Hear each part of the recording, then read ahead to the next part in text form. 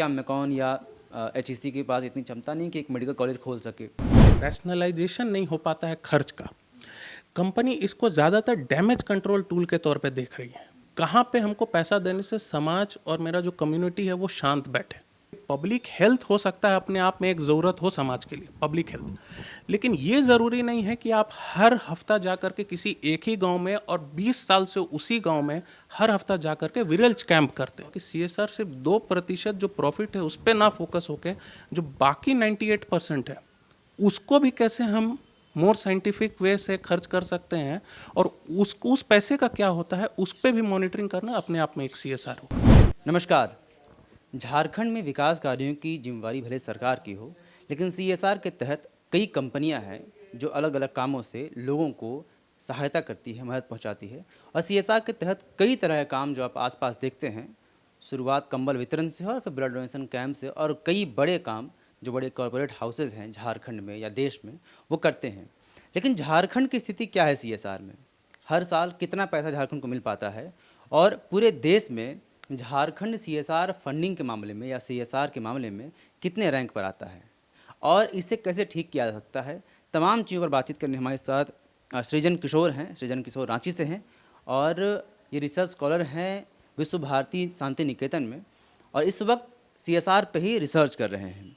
ये तमाम जो सवाल मैंने आपसे पूछे, मैंने आपको बताया, उन सभी पर एक विस्तृत बातचीत हम करेंगे। सबसे पहले तो स्वागत है सृजन आपका द फॉलो। धन्यवाद धन्यवाद विवेक जी। सीएसआर को लेकर जो आम समझ है वो यही है कि कोई कंपनी अगर अपने टोटल इनकम में से कुछ अमाउंट खर्च करती है लोगों के वेलफेयर के लिए, चाहे वो कंबल बांटने के लिए हो, चाहे वो किसी माल न्यूट्रिशन के लिए हो, चाहे वो हेल्थ के लिए हो, अलग अलग सेक्टर्स में जो कॉरपोरेट काम करता है उसे सीएसआर कहते हैं। आप इस पर रिसर्च कर रहे हैं। एक तो इसके इतर जो वास्तविक रूप से सीएसआर क्या होता है और किसी कंपनी के लिए क्यों ज़रूरी होता है, इसका क्या फ़ायदा लोगों को मिलता है? जी देखिए, सीएसआर का जो सीएसआर को समझना है तो उसके लिए हमें बहुत सारे उसके पिलर्स होते हैं, उसको समझना चाहिए, जिसमें कम्युनिटी डेवलपमेंट या फिलेंथ्रोपी जो होता है, जो चैरिटी वर्क्स होते हैं, वो एक छोटा सा हिस्सा है। सीएसआर को यदि हम टोटलिटी में देखते हैं तो सीएसआर का मेन जो अंडरस्टैंडिंग है वो है रिस्पॉन्सिबल बिजनेस कंडक्ट पे। कैसे हम बिजनेस को समाज के प्रति और लोगों के प्रति रिस्पॉन्सिबल बनाएं। हमारा जो हर दिन रोज़मर्रा के जो बिजनेस ऑपरेशंस है वो कैसे लोगों को फ़ायदा पहुंचा सकते, जो बड़ा अंडरस्टैंडिंग सीएसआर का है वो यह है। यानी कि सिर्फ कंबल बांट कर ही नहीं कर सकते हैं, एक बिजनेस जो आइडियल बिजनेस कंडक्ट है वो जिम्मेवारी है हमको। जी बिल्कुल। पर दुर्भाग्य से आप देखेंगे कि जो विकसित देश होते हैं उसमें जो सीएसआर की अंडरस्टैंडिंग है वो भारत से बहुत अलग होती है। क्या अलग है? उनमें देखेंगे कि सीएसआर को रोज़मर्रा जो बिजनेस की जो ऑपरेशंस है उसमें मिला दिया जाता है, बिल्कुल सिंक कर दिया जाता है। जबकि भारत में यदि आप देखेंगे तो सीएसआर को एक पोस्ट प्रॉफिट एक फेनोमेना के तौर पे देखा जाता है कि जब हम पैसा कमा लिए, अब पैसे कमाने के बाद इसका कुछ प्रतिशत हम लोगों के भलाई के लिए खर्च करेंगे। भारत में क्या प्रतिशत है जो कंपनीज है भारत में, उसके लिए क्या नॉर्म्स है, कितना प्रतिशत वो खर्च करती हैं कंपनियाँ? जी देखिए, इसमें 3 क्राइटेरिया हैं जो कंपनीज एक्ट 2013 बनी है, उसमें शेड्यूल 7 के अंतर्गत 3 क्राइटेरिया रखे गए हैं। सबसे पहला क्राइटेरिया है किसी भी कंपनी का यदि नेट प्रॉफिट 5 करोड़ से ज़्यादा है। दूसरा कि उसका नेट वर्थ जो है वो 500 करोड़ से ज़्यादा होना चाहिए। और तीसरा जो है उसका जो टर्नओवर है वो 1000 करोड़ से ज़्यादा होना चाहिए। यदि कोई भी कंपनी ये 3 क्राइटेरिया को फुलफिल करती है तो उसको अपने नेट प्रॉफिट का 2% सीएसआर एक्टिविटीज़ में खर्च करना मैंडेटरी है। जी। यानी कि अगर ये क्राइटेरिया फुलफिल कर रहे हैं तो कंपनी को सीएसआर के तहत कुछ ना कुछ काम करना ही पड़ेगा, वरना नहीं काम चलेगा। विदेशों में बताएं कि आप बाकी चीज़ें अलग हैं सीएसआर को लेकर, और इस देश में खासकर जो हमारे यहाँ जो कॉरपोरेट हाउसेज हैं उनकी स्थितियाँ अलग हैं, वो अलग ढंग से काम करती हैं। झारखंड जिस राज्य में हम बैठे हैं, यहाँ बड़े बड़े उद्योग के बारे में आप जानते हैं, चाहे वो सेल हो, मेकॉन हो, सीसीएल हो, सीएमपीडीआई हो, एचईसी हो, बड़ी बड़ी कंपनियाँ हैं जो सीएसआर के तहत काम करते हैं और लोगों को उसका फ़ायदा मिलता भी है। लेकिन आप बता रहे थे कुछ देर पहले कि झारखंड को फंडिंग उस तरह से मिल नहीं पाती है। मैं आपसे सवाल पूछूं इसके पहले दर्शकों को बता देता हूं कि अभी तक, यानी कि 2-4 दिन पहले तक, झारखंड सीएसआर काउंसिल के नाम से हमारे पास एक गवर्निंग बॉडी थी जो सीएसआर देखती थी, और जिसके माध्यम से यहाँ पे फंडिंग आते थे और तमाम चीज़ें मॉनिटर होती थी। लेकिन अब 5 फरवरी को जो खबर आई है, अखबारों में छपी है, वो अब से यह झारखंड सीएसआर काउंसिल ना होकर झारखंड सीएसआर अथॉरिटी हो जाएगा। और सबसे बड़ी और महत्वपूर्ण बात यह है कि इसकी जिम्मेवारी, इसका नेतृत्व खुद मुख्यमंत्री हेमंत सोरेन, फिलहाल तो हेमंत सोरेन, अब बाद में मुख्यमंत्री ही किया करेंगे। इसका फ़ायदा जो सृजन ने मुझे बताया वो ये है कि चूँकि मुख्यमंत्री इसे देख रहे हैं अपने स्तर पर, तो अब जो फंडिंग है कॉरपोरेट की, यानी जो सीएसआर है, वो राज्य में बढ़नी चाहिए। क्यों बढ़नी चाहिए और अभी स्थिति क्या है, ये भी हम जानेंगे। इतने राज्य हैं पूरे देश में 28। इन राज्यों की स्थिति के हिसाब से झारखंड का रैंक कितना है, कितना फंडिंग आ पाता है सीएसआर के तहत?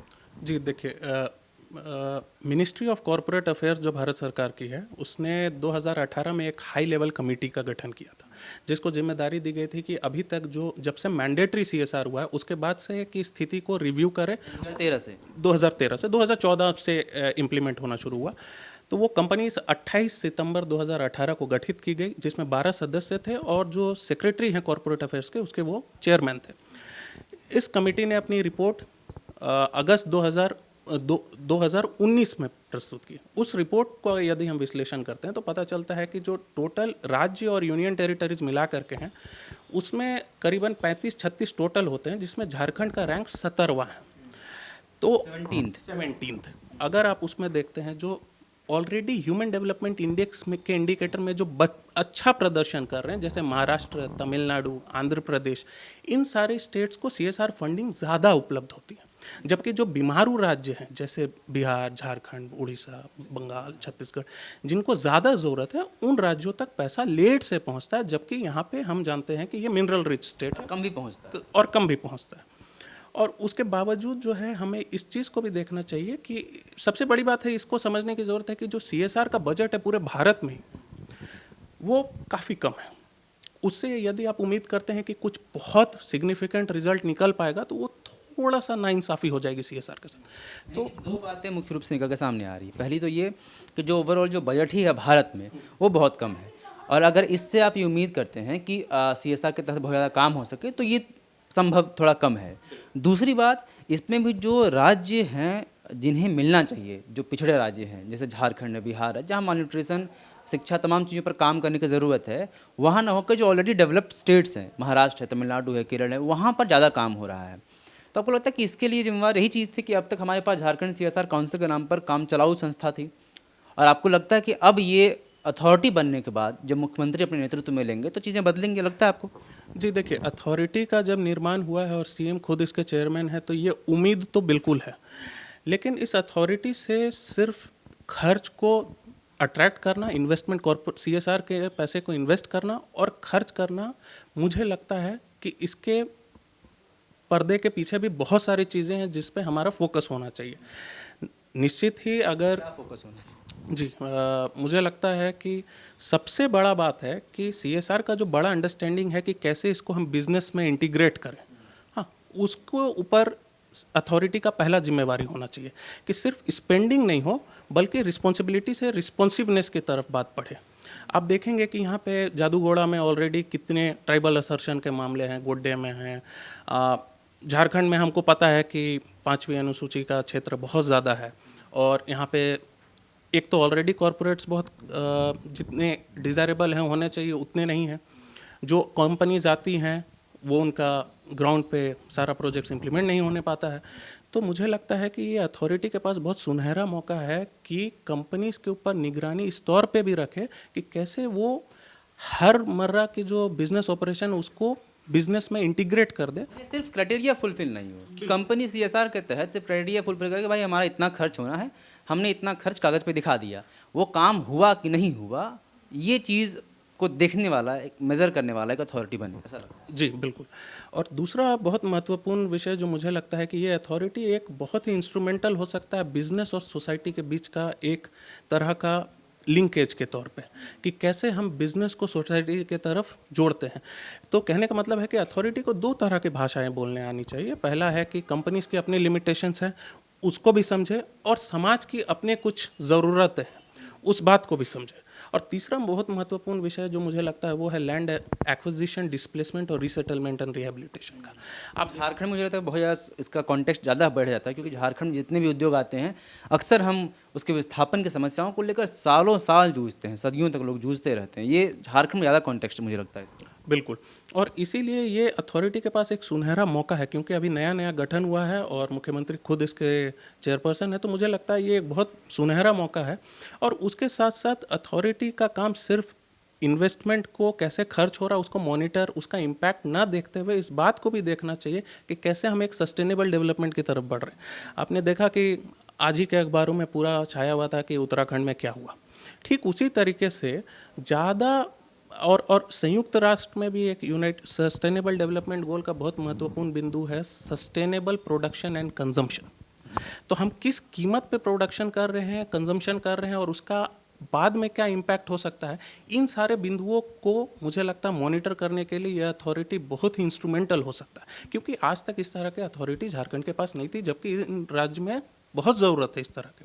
तो कहने का मतलब कि यदि आपके रोज़मर्रा के बिजनेस में ही कुछ फ्लॉ है, कुछ प्रॉब्लम है, आपका समाज जो अगल बगल रह रहा है वो बहुत आपसे सेटिस्फाइड नहीं है, और लास्ट में यदि आप CSR के माध्यम से कुछ 2-4% अपने मुनाफे का खर्च कर देते हैं, तो कहीं ना कहीं वो एक डैमेज कंट्रोल मैकेनिज्म के तौर पे देखा जाएगा। तो मुझे लगता है कि स्पेंडिंग के बियॉन्ड जा कर के जो मैंने विषयों को छुआ है उस पर अथॉरिटी काफ़ी इंस्ट्रूमेंटल हो सकता है और उस पर फोकस रहना चाहिए नई अथॉरिटी का। देखिए, एक जो डाटा हमारे पास है, छोटी सी डाटा यही है कि 2014 से 18 के बीच में, यानी कि 4 साल लगभग, इस बीच में जो महाराष्ट्र एक हमने रैंडमली एक स्टेट लिया जो डेवलप्ड स्टेट है, उसे जो CSR के तहत जो फंडिंग मिली है वह 8,468 करोड़ रुपए है। और इसी 4 सालों में, इसी 2014 से 18 के बीच में